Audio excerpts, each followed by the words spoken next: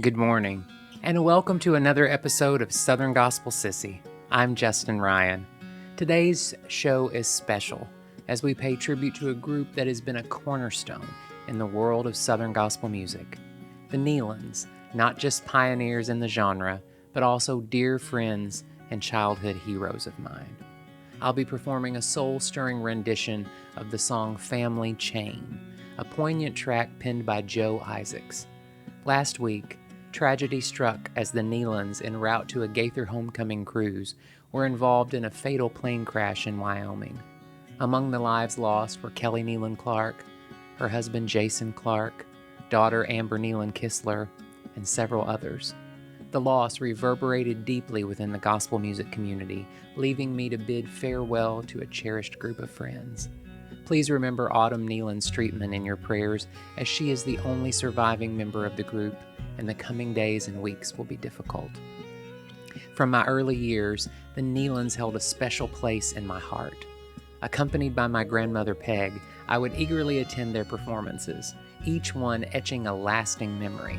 I would often babysit Amber, who is several years younger than me, while they sang when they were in our area.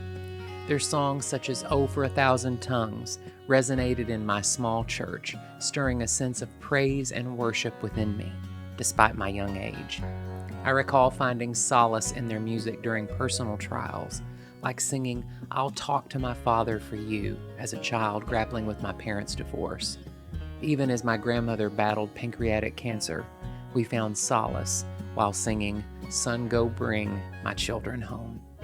The Nelons knew from a very young age that I was gay, and knew that I traveled and sang in gay-affirming churches all over, and they never treated me any different.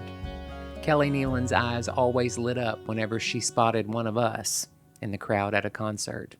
The Nelons had a profound impact on the lives of many Southern gospel sissies like me. You know, I have a hilarious memory from a concert I attended in Hendersonville, Tennessee at a large Baptist church. The concert was set to begin at 6:30, so I arrived at 6 o'clock to secure a good seat. To my dismay, I misread the poster, and the doors actually opened at 6:30. Finding an empty sanctuary upon my arrival, I boldly took a front row seat and tried to blend in inconspicuously. As more and more people filed in, an elderly lady, who I presumed was a church greeter, approached me to introduce herself and extend a warm welcome.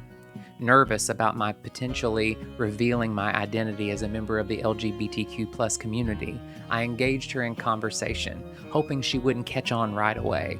As she began to walk away, she suddenly turned back and exclaimed, "And by the way, I'm gay." Confused, I responded, "Huh?"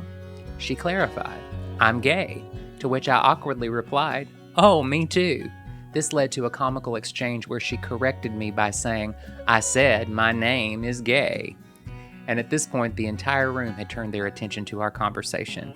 Kelly and I shared a good laugh about the incident later at the product table. A few years back, I had a truly unforgettable experience at a Nelons concert.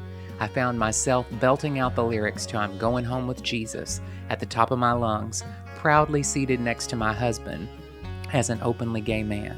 It was a moment filled with joy and connection, bridging the gap between my Southern gospel world and my authentic life, a moment that I will always hold dear. In times of hardship and loss, it's natural to question the ways of God. The world can seem so full of pain and sorrow, making it difficult to see the light.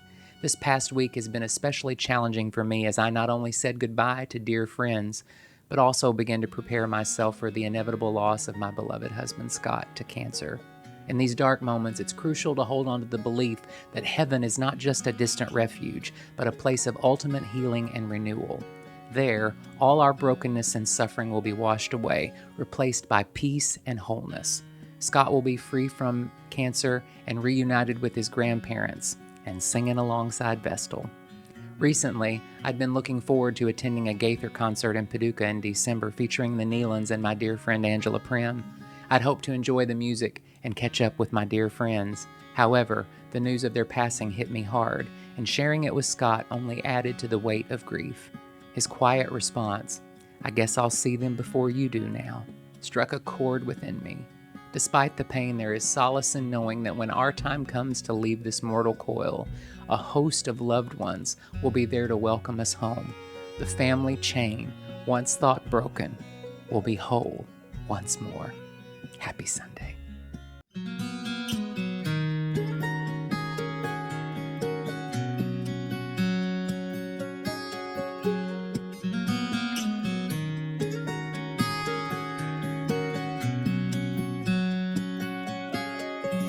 My closest friends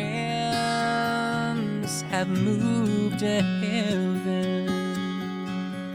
They have left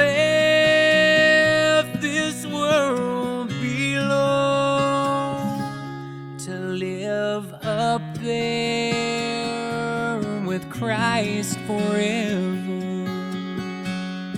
There they never shall grow. The family chain has now been broken. The missing links are safe, I know. I pray we'll all be joined together in that city built of gold. Daddy was the first to leave us, and it grieved my mother's soul. Right away she had to join him. They are happy there, I know.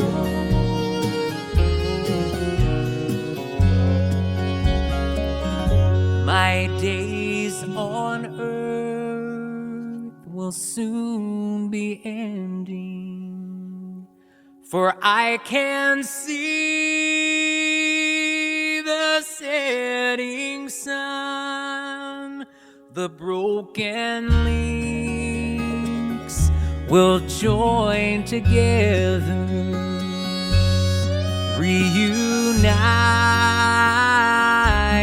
one by one.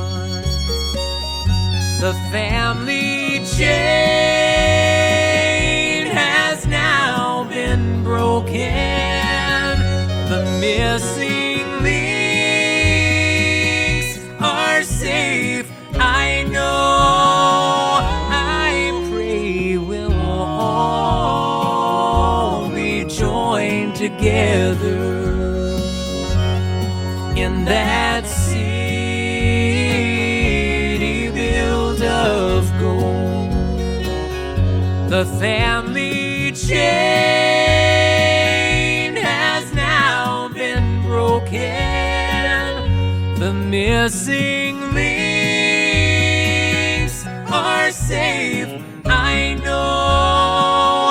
I pray we'll all be joined together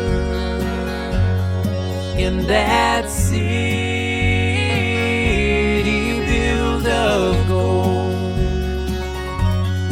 In that city built of gold.